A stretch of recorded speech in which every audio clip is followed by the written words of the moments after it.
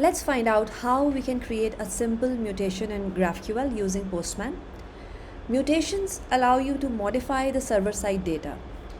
The SpaceX API has 3 mutations: insert, update, and delete users. We will be looking at the insert users mutation for our demo today. I'll add a request to insert a new user.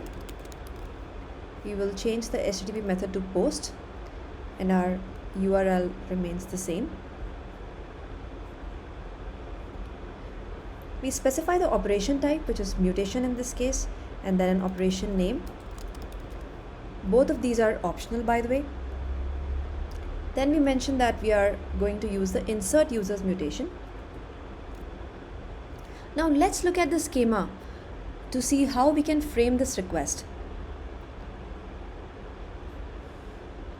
We will go to the definition of insert users mutation. So it expects a keyword objects. So let's add that to our mutation.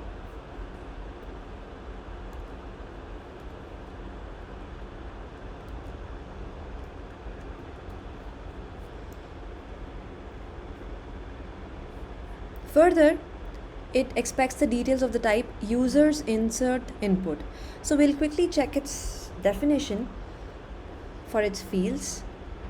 Okay, so there is ID, name, and so on, and there is no exclamation mark for any of the fields, so none of these is required, and technically we could pass the empty braces, but let's provide a name.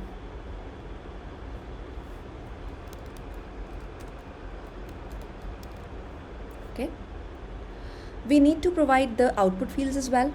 We can hit Control space to check those. So there is affected rows. Let's have that.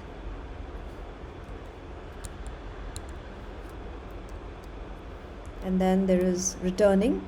Okay, and we can choose the fields that we intend to see in the response. So let's go for ID, name, and timestamp. Okay, our mutation looks ready, and we can save it and send the request. Okay, so our user has been created, and if we run a query to get all users, we should be able to see our record. Yes, we see one record that we've just created.